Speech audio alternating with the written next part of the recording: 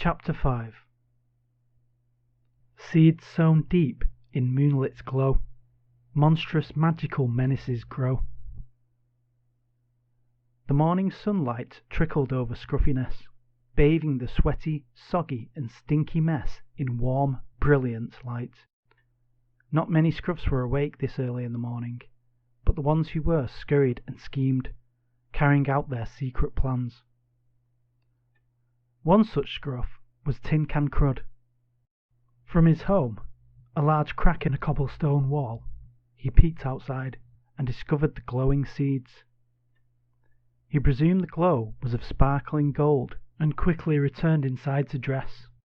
He placed his hat upon his head, the tin can plonked down snug. Then he pulled up over his sweaty fur a woolen itskitch coat. It had many hidden pockets, in which he kept his various tools and other useful stuff. From lockpicks to sewing kits, he had all kinds of stuff to sell or swap. Tin Can was the town's greatest scavenger, scrounger, beggar and thief. He quietly crept out from the hole in the wall, halfway down Bog Lane, where the alleyway wound tightly down the steep hill. As he scrambled out into the lane, he noticed an unusually large flower had grown from one of the wall cracks between the uneven cobblestones. He leaned towards the huge flower to investigate. When his beak came close enough to the plant, it blew a cloud of pollen straight into his face. Startled by this, he breathed it in deeply, filling his nostrils. For a moment Tin Can's face froze, then one side scrunched up. His eyes turned red, started to shut, and one began to twitch. Achoo!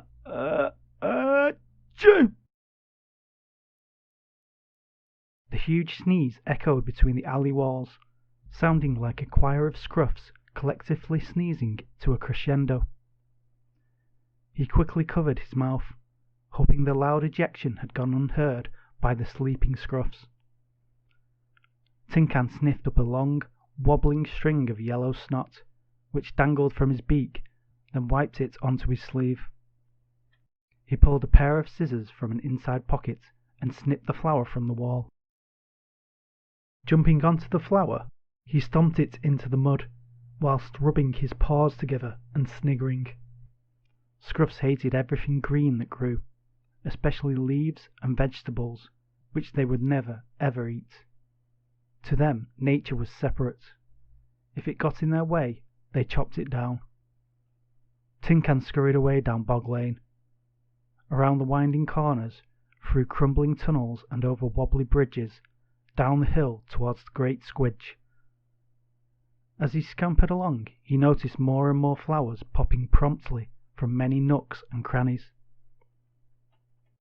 From the high and hairy rooftops to the soiled streets below. They grew quickly in size, wriggling their stalks up into the sunlight. Tin Can began to run and dodge, holding firmly onto his hat, as the fast-growing plants sprung out of the ground around him.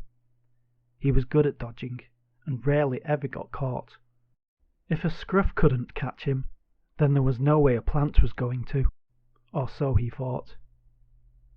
He was pursued by tentacular vines and flailing twigs.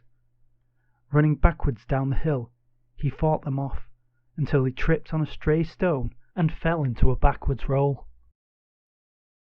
He flipped upside down onto his tin can hat, balanced momentarily, before toppling over into the Great Squidge. He hit the sodden mud floor, face first, with a splat. Peeling himself up from the sticky slop, he wiped the mud from his eyes and blew brown, slimy bubbles from his nostrils. At the centre of the mud bath that was the Great Squidge stood a small crowd of Scruffs, huddled together and surrounded by an encroaching wall of roots, branches and vines. On every roof, wall and floor around them grew huge, moving plants and flowers, spreading their roots and shoots far and wide. The giant flowers had a golden glow, with glittering sparkles that popped in the air around them. In the middle of the huddle of Scruffs stood Munch, with Gibgob perched upon his shoulders. She was shouting as usual. "Get back! Back, I said! Stupid plants! Can't you hear me, you horrid green and fragrant things?" "I bet they taste healthy and all," mumbled Munch, who was trying to stay hidden behind the other, smaller Scruffs in the crowd. "Yuck!" replied Tin Can, who had crawled across the floor between many mud-caked paws to the centre of the crowd. From the entrance to Bog Lane came a long, winding vine, on the end of which was a large, pulsating orange pod. It twisted around the wall of stalks, shoots, and roots, then stopped to face the cowering Scruffs. From the end of the pod unfolded the petals of a trumpet-shaped flower, which pointed towards the tightly bunched crowd. More pods slithered into the square and hung in the air above the group.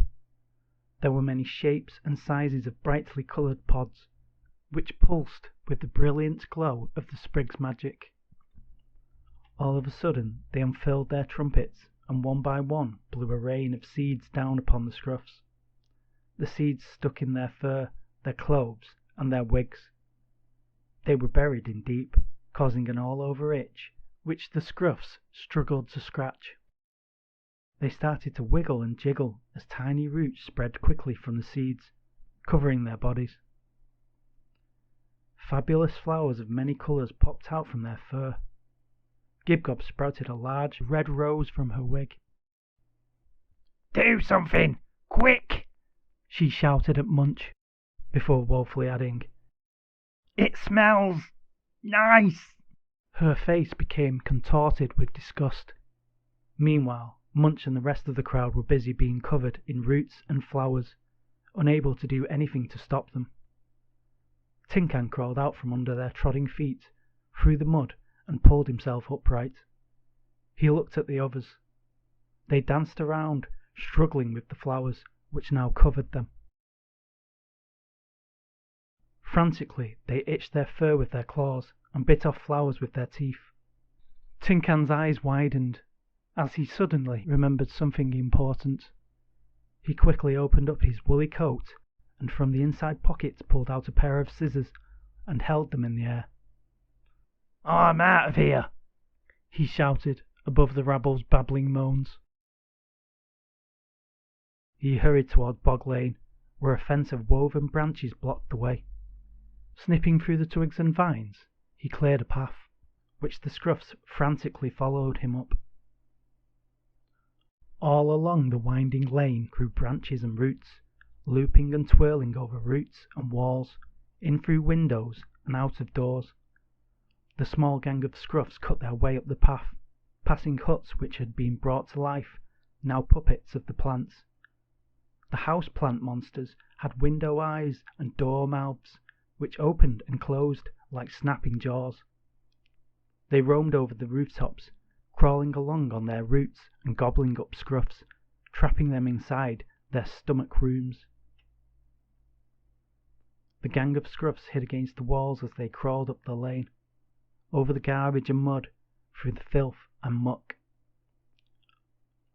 One of the monstrous huts passed over their heads, clambering creakily on its long, tentacular roots.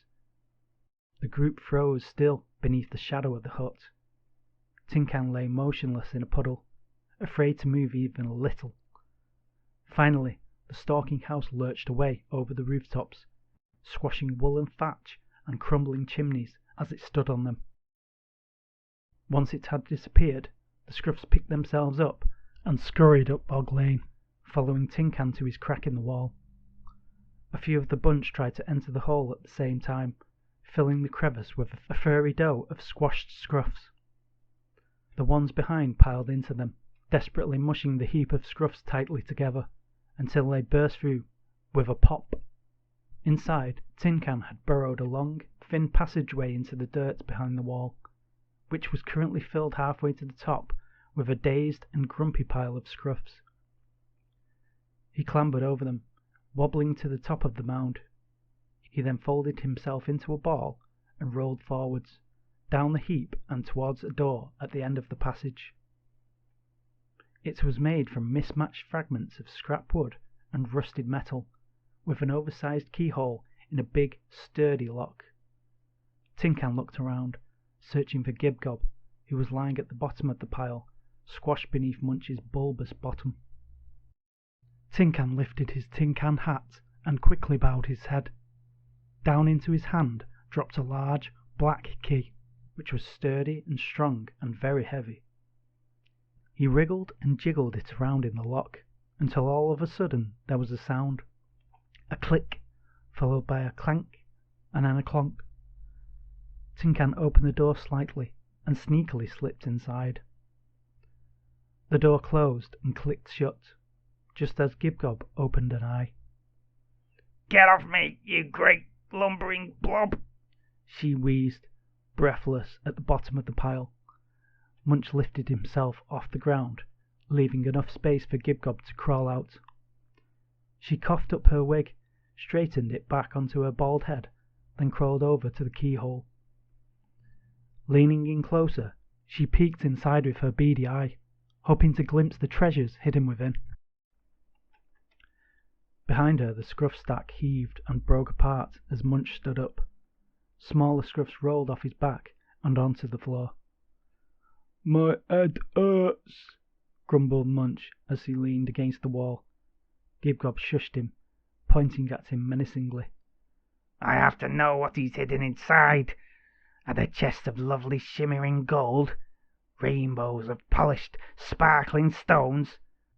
What treasures and trinkets line the walls? A hoard of riches that I must own!" She snarled, rabidly, eyes bulging, entranced with the madness of envy. Suddenly, the door swung open and bounced off of Gibgob's head with a clunk. She rolled over onto her back and sprawled out flat on the floor.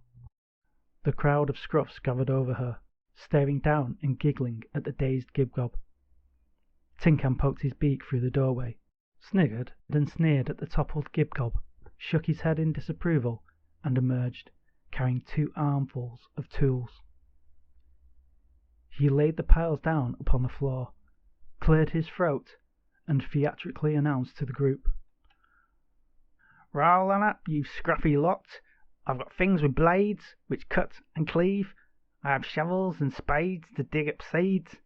There's snippers and clippers to lop off leaves, and sharpened axes to chop down trees. My tools are what you really need to prune the monstrous walking weeds. There's not enough for every scruff, so who will trade their shiny stuff?"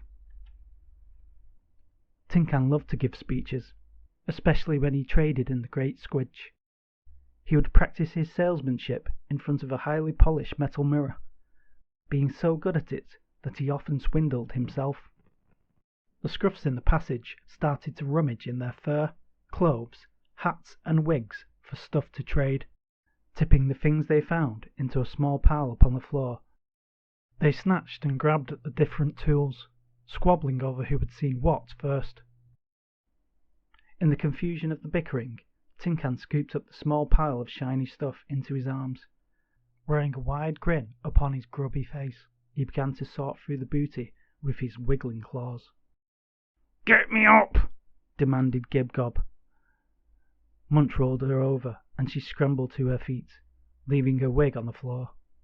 The crowd of scruffs grinned and chuckled as she retrieved it and mushed it back down on her bald, bristled head. "You, give me that!" she screeched at a tall, skinny, and hunched-over scruff as she grabbed at the axe, which he held tightly. The tall scruff was stubborn and struggled with her. They danced around in a circle as they both gripped the handle, twisting each other and pulling back and forth. Suddenly, Munch's fist squashed down upon the skinny scruff, who folded like paper onto the floor. During this convenient distraction, Tin Can sneakily locked the door. He tossed a large door key into the air and listened for the tink of the key in the can. Instead, there was a throaty gulp, followed by gasps from the crowd. They all stood staring at Tin Can's hat, their mouths and beady eyes wide open with shock. From the tin can hat upon his head had grown a huge, bulbous plant. A gigantic green head swayed on a thick, thorny, winding stalk, which grew from the gap between the tin and its lid. Its spine-filled mouth opened wide, shooting coiled, stringy tendrils and spiraling vines. They whipped around the narrow passage, wrapping around the crowd of Scruffs and picking them up in a tight, close hug. The Scruffs began to squirm. They didn't like hugs, especially from plants and trees. The monster plant's barbed mouth opened wide and pulled the group closer to its snapping jaws. "Stop!" shouted Scrag as he ran in through the crack in the wall, holding a large brown bottle in both paws. The crazed embrace of plant and Scruffs froze, then turned to look towards Scrag. He shook the bottle of bin-juice tonic vigorously until it rattled and fizzed. The cork popped out with a deafening bang, pinging off the walls and striking Gibgob between the eyes. A gush of juice showered from the bottle, sprang over the Scruffs and into the gaping mouth of the plant. Upon swallowing vast amounts of bin juice, the monster belched a loud, echoing burp. After a brief moment of silence, it began to sway backwards and forwards, side to side. The vines which held the Scruffs loosened and fell away. Turning from green to brown, the bulbous monster began to wither back into the tin can hat, folding its leaves and roots as it disappeared back inside the rusty container. Tin Can stood completely still. He blinked a few times with disbelief, then carried on as normal, snipping the vines around his hat with his old pair of scissors. "You're late," scathed Gibgob at Scrag, ungratefully. "It worked! It worked! My juice ain't just tonic, it's toxic as well, and at no extra cost," proclaimed Scrag. The snugly packed Scruffs began to push and shove, shaking free of the vines and picking up their tools. "Listen up! I've got a plan," began Gibgob, turning to face her captive audience. "We're going to slice and shear through the vines and shoots, pull up the plants and hack at the roots, cut up to the cliffs, then to the top of the hill, and cleave the forest right in two. We'll chop and saw until our arms get sore, then we'll stop for a rest, then chop some more." The Scruffs nervously looked at each other. Being cowards, they were naturally scared of anything that could possibly hurt them or worse, involve hard work. "And if you don't," she added, "you can explain to Munch why not." Munch put his huge arms around the group of Scruffs, squashing them together in a worryingly tight embrace. Scrag squeezed from the hole in the wall, holding his bottle of bin juice in both hands. Bog Lane was quiet, a little too quiet for Scrag's liking. A few bushes scurried away into the shadows, and a bunch of flowers lurked menacingly, but there was no sign of any of the larger houseplants. A furry swell of Scruffs burst out of the hole, pushing one another from behind as they fell into the alleyway. Gibgob emerged last from the crack, smoothing down her wig and shouldering an axe. Further up the lane, the path curled left around a corner, winding and rising between the untidy scattering of huts, holes, and burrows. Vines and roots sprung from the ground and twisted themselves across the street, arching over and tunnelling under the road, entering cracks and crannies. They crossed the lane in tightly wound cables, forming webs which hung between the rooftops like a lace blanket draped over a dung pile. The group of Scruffs cowered in a tight huddle against the wall, holding their tools tightly in their trembling hands. "Hear this, you scaredy scruff-bags! If you don't start cutting and slicing, I'll feed you to the plants myself," barked Gibgob. She lurched menacingly towards the group. Some were sobbing and others were mumbling, staring at their feet and avoiding her scowling gaze. From above the alley wall spied a huge, hutted plant, which was pretending to be a normal house. It was gnashing its wooden beam teeth through a gaping front door. One Scruff spotted its bright, yellow eyes and tried to shout a warning, but only a panicked wheeze came from its beak. "Run!" shouted Scrag from far up the lane, stood by a tightly tangled fence of vines and roots. He started to spray a small patch of the barrier with his bottle of bin juice. The toxic tonic ate the roots away, dissolving a small hole to crawl through just as the scrum of Scruffs came around the corner. They moved together as fast as their crooked little paws could run, a heaving huddle of terrified fur. They crashed against the web of roots and were spread over them like a furry blob of jam. Munch chopped at them with mighty swipes of his axe. Through the gap the gang of Scruffs quickly poured. Over their backs scrambled Gibgob, who kicked and clawed herself far from the hutted plant, which pounded up Bog Lane in pursuit. Through the tangled webs of roots and thorny vines crawled the line of Scruffs. Scrag led the way, making tunnels through which they could make their escape. From behind they heard a cry. A Scruff yelped, "It's got me! Help!" A snaking vine slithered through the gaps in the fence and had caught the Scruff, who was quickly swallowed whole by the monstrous hut. Down through its door and hallway gullet the Scruff slid, into its bedroom belly. From the door rattled a loud, billowing burp, which quaked the whole of Bog Lane. Upon seeing this, the Scruffs panicked.